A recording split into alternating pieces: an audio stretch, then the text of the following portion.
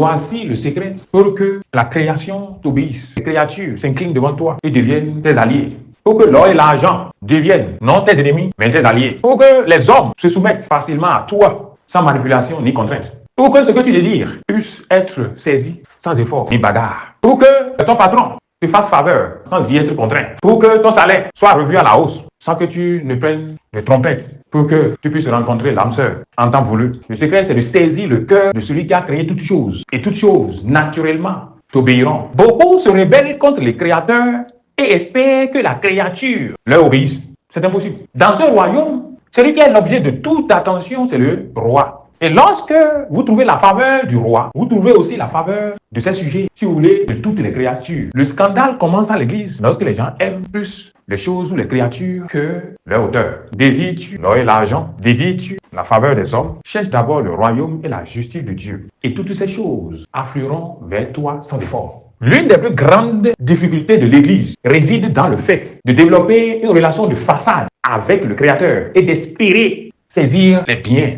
ou alors les créatures. Le conflit naît lorsque on ignore le Créateur et on chérit la créature. Les choses se rebellent à vous parce que vous êtes le premier rebelle. Les hommes se rebellent contre vous parce que vous avez été le premier rebelle contre le Créateur. Vous me direz, et ceux qui du monde n'obéissent pas à Dieu? Les chrétiens ne sont pas les mêmes. N'oublie pas qu'ils sont sur le boulevard vers la damnation éternelle. Donc ils sont hors de la course. Satan ne s'intéresse pas à eux pour autant qu'il s'intéresse à toi. Donc attention à toi, à regarder un païen pour comparer ta marche. C'est différent. Il est hors de la course pour commencer.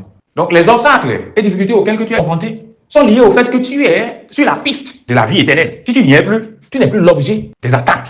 Ce n'est pas nécessaire. Tu ne constitues pas une menace pour l'ennemi. Parce que le plus grand souci de Satan, c'est de s'assurer que, étant donné qu'il a perdu la vie éternelle, il a perdu la présence de Dieu, toute créature ou tout homme doit arriver à perdre la même grâce. Et lorsque toi, tu es encore candidat à la vie éternelle et aux grâces illimitées de Dieu, tu deviens naturellement son ennemi et va de soi qu'il te combatte. Donc si toi, qui es sur la piste, te compares à celui qui est hors de la course, il y a bien évidemment anomalie. Donc tu ne peux pas comparer ta vie à la vie d'un païen. Ils ont un boulevard devant eux, mais allant à la perdition. Donc les chrétiens ne sont pas les mêmes. Je ne parle pas aux païens, je parle aux chrétiens. Je parle à celui qui est sur la piste de la course éternelle. Si tu es dans ce royaume, tu dois apprendre à plaire au roi. Celui qui obtient la faveur du roi obtient la faveur de ses sujets et aussi les choses, parce que tous sont au service du roi. Donc, au lieu de courir tantôt après l'argent, tantôt après le service, tantôt après une épouse, tantôt après des enfants obéissants, fais la chose intelligente. Poursuis une seule personne et saisis-la. Toutes ces choses savent répondre à qui a trouvé la bonne personne, le Créateur.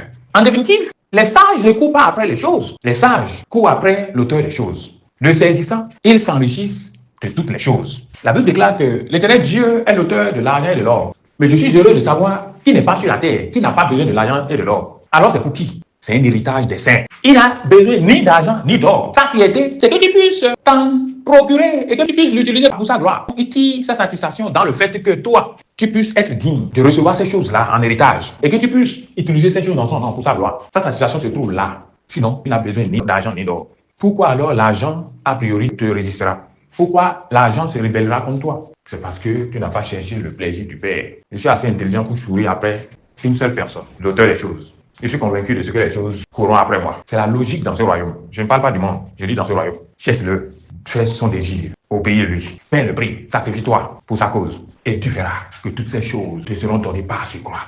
C'est le secret, ça. La prospérité sans limite. Tous ces efforts inutiles de s'enrichir seront vains tant que tu ne comprendras pas cette règle élémentaire. Je prie Dieu de te donner la grâce de le chercher et rien d'autre que lui. Au nom puissant de Jésus-Christ. Nous sommes dans un monde de distraction. Je prie qu'aucune distraction ne t'empêchera de chercher le royaume et sa justice.